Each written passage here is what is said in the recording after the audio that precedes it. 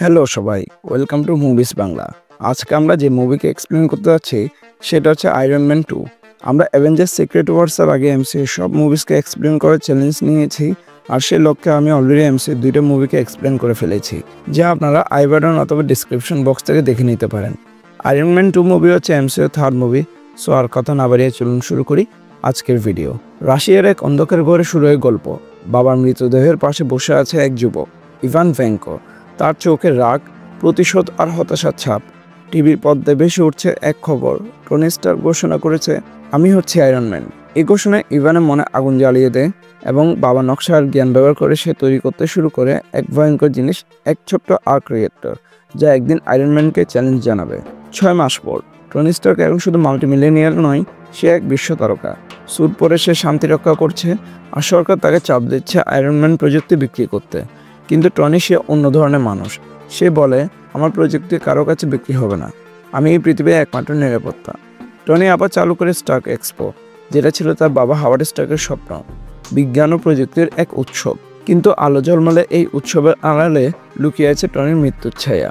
তার বুকের ভেতরে থাকা আর্ক রিয়েক্টর, যেটা তাকে বাঁচিয়ে রাখছে, সেটা প্যালাডিয়ামের বিষ দিয়ে ধীরে ধীরে তার শরীরকে মারছে। বিকল্প খুঁজে পাচ্ছে না টনি। নিজের মৃত্যু নিশ্চিত জেনেও কাউকে কিছু না বলে চুপ করে থাকে।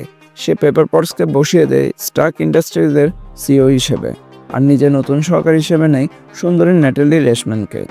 মোনাকো রেস ট্র্যাকে টনি মজা করে অংশ নিচ্ছিল। হঠাৎ রেস ট্র্যাকে প্রবেশ করে ইভান ভেঙ্কো।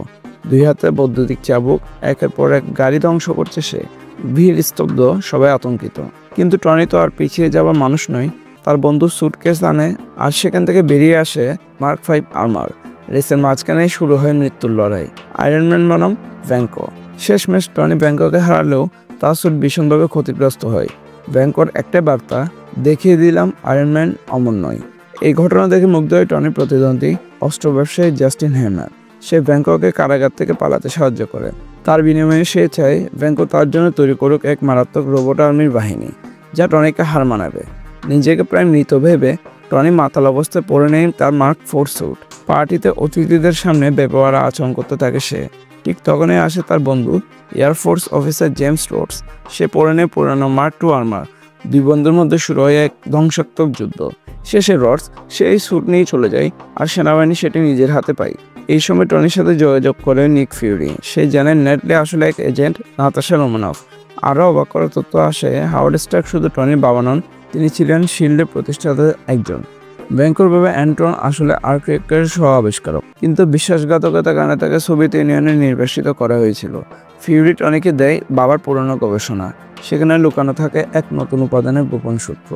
টনি তার এআই সহকারী জার্ভিসের সাহায্যে তৈরি করে সেই নতুন উপাদান। বুকের আর্ক রিয়েক্টর বসিয়ে ফেলে আর মুক্তি পায় প্যালাডিয়ামের বিষ থেকে। হ্যামার বিশ্বকে চমকে দিতে মঞ্চে নিয়ে আসে ভেঙ্কোর তৈরি শত শত ড্রোন, আর সবার সামনে হাজির হয় রোডসের হেভিলি ওয়েপনেস মার্ক 2 আর্মার। কিন্তু ভেঙ্কো সব নিয়ন্ত্রণ নিয়ে নেয়। ড্রোন বাহিনী আক্রমণ শুরু করে এক্সপোতে। শহর জুড়ে ধ্বংসযজ্ঞ শুরু হয়। এই মুহূর্তে নাতাশা আর হ্যাপি ছুটে যায় হ্যামারের ল্যাবে। নাতাশা রোডসের স্যুটের নিয়ন্ত্রণ ফিরিয়ে দেয়, আর একসাথে টনি ও রোডস ঝাঁপিয়ে পড়ে ভেঙ্কো ও তার ড্রোন বাহিনীর উপরে। বিস্ফোরণ, লেজার রকেট, এক উত্তাল লড়াই শেষে অবশেষে টনি ও রোডস ধ্বংস করে ভেঙ্কোকে। অন্যদিকে হ্যামারও গ্রেপ্তার হয়। নিক ফিউরি টনিকে জানায় তার ব্যক্তিত্বের কারণে তাকে পূর্ণাঙ্গ এজেন্ট বানানো সম্ভব নয়, তবে শিল্ড তাকে ব্যবহার করবে একজন কনসালটেন্ট হিসেবে। শেষে টনি ও রোডস বীরত্বের জন্য পায় পদক। কিন্তু মার্ভেলের গল্প কখনো এখানে শেষ হয় না। পোস্ট ক্রেডিট সিনে আমরা দেখি এক বিস্তীর্ণ মরুভূমিতে নেমে এসেছে এক অদ্ভুত বস্তু। শিল্ডের এজেন্ট ফিল কোলসন দাঁড়িয়ে ফোনে রিপোর্ট করছে, আমরা পেয়ে গিয়েছি ওটাকে। ক্যামেরা নিচে নামে, আর আমরা দেখতে পাই বিশাল এক হাতুড়ি গেঁথে আছে বালির মাঝে। এই হাতুড়ির মালিকের নাম থর। আর এইখানে মুভিটা শেষ হয়। আমরা নেক্সট ভিডিওগুলোতে এমসিইউর পাশাপাশি ডিসি মুভিসগুলোকে এক্সপ্লেন করব। সো আপনি কিছু মিস করতে না চাইলে চ্যানেলকে এখনই সাবস্ক্রাইব করে রাখুন, আর ভিডিও ভালো লাগলে লাইক অ্যান্ড শেয়ার করেন। Thanks a lot for watching guys. দেখা হবে পরের কোনো ভিডিওতে।